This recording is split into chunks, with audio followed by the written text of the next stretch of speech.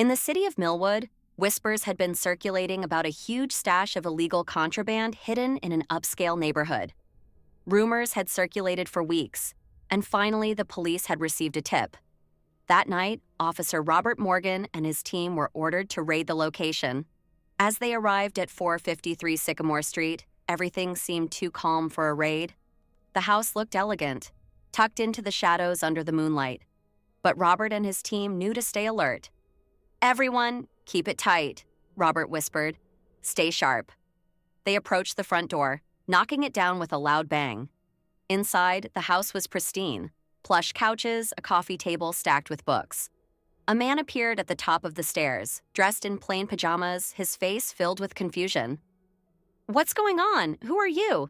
he asked, hands raised. "Get down, hands where we can see them," Robert barked.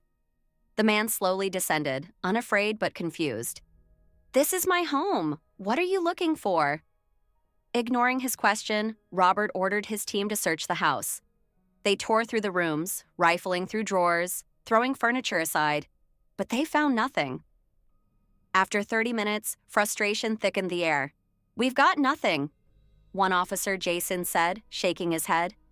Robert frowned, his patience thinning. This tip was a lie, wasn't it? That's when the man, still sitting calmly in the corner, spoke. "If you're done with your search, I think I should explain a few things." Suspicion shot through Robert. "What's there to explain? We had credible information that this house was involved in criminal activity. Do you know what you're facing here?" The man smiled faintly. "I think you should double-check who sent you on this little mission. My name's William Preston, and I'm the new chief of police." The room fell silent.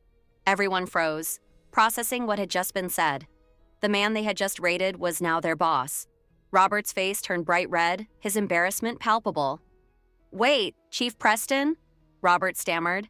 Preston's calm demeanor didn't change. "I'm not angry, Officer Morgan, but I suggest you look into who ordered this raid." Robert hesitated, then pulled out his radio, reporting back to headquarters. "This is Officer Morgan. I need confirmation on the identity of William Preston, resident at 453 Sycamore Street." A crackling voice came back moments later. "That's correct. William Preston is your new chief of police. He's scheduled to be introduced tomorrow morning." The weight of this situation hit Robert like a truck. He was standing in the home of his new boss, raiding it based on false information. I didn't know, Chief," Robert stammered. Preston dusted off his pajama pants and stood up. "I understand, but it seems someone in your chain of command tried to sabotage me. You'll be hearing from me first thing tomorrow." The officers left quietly, exchanging uneasy glances. The next morning, the precinct was in a quiet buzz. Word spread fast about the raid, and by the time Preston walked in, the atmosphere turned icy. With a calm presence, Preston addressed the room. "I'm sure you've heard about last night. An anonymous tip led to a raid on my home. The tip was not only false, it was illegal. I'm here to ensure this precinct runs with integrity, and we will root out anyone who tries to undermine that." As he spoke, the officers listened, some relieved to know their new chief was committed to justice.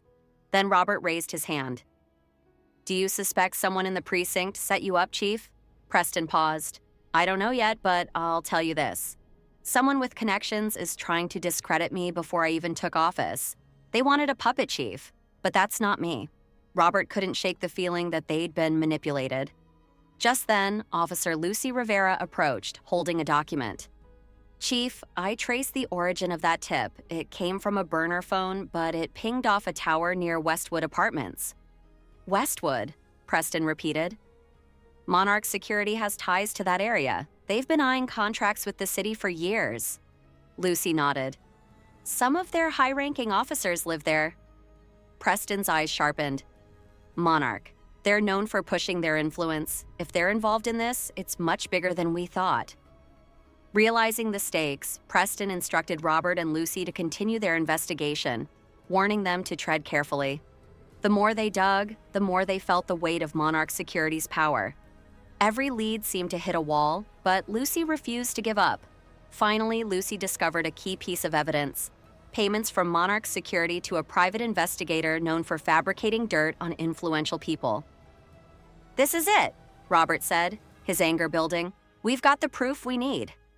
The next morning, Robert and Lucy presented the evidence to Preston. He looked over it with a small smile. "This is exactly what we need. Time to end Monarch's influence once and for all." Within hours, Preston organized a press conference, standing on the steps of the precinct with Robert and Lucy by his side. Reporters crowded around, eager for answers. Preston raised his hand for silence. "Yesterday, a raid was conducted on my home under false pretenses. Today, I'm here to expose those responsible.